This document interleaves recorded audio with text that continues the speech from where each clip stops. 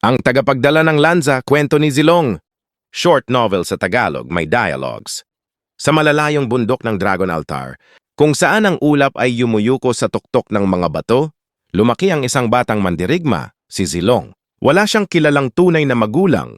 Siya ay isang ulilang iniligtas ng dakilang Dragon Master at pinalaki bilang tagapagmana ng isang matandang pangako.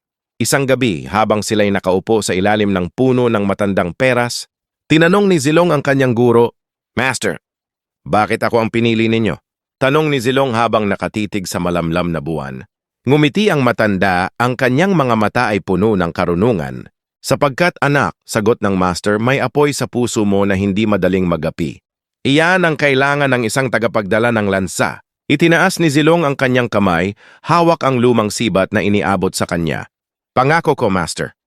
Gagamitin ko ang sibat na ito upang protektahan ang mga naapi." At mula noon, araw-araw ay nagsanay si Zilong.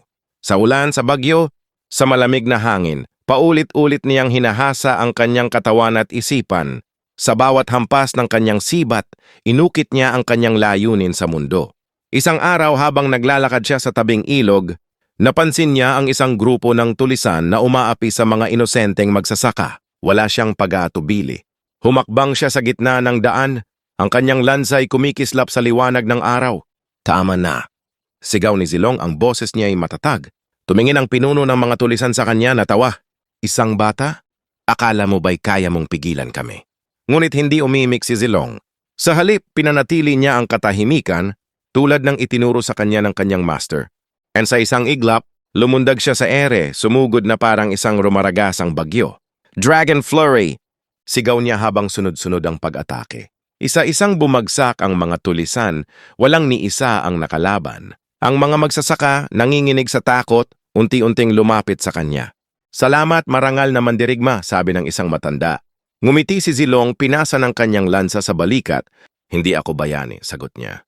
"Ako lamang ay isang alagad ng katarungan." Makalipas ang maraming taon, dumating ang isang mas malaking hamon.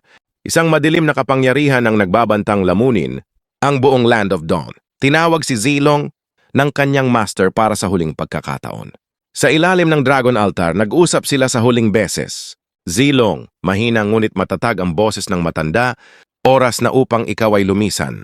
Dalhin mo ang alaala ng Dragon Altar sa labas ng bundok. Protektahan mo ang mundo." Lumuhod si Zilong sa harap ng kanyang guro. "Pangako ko, master.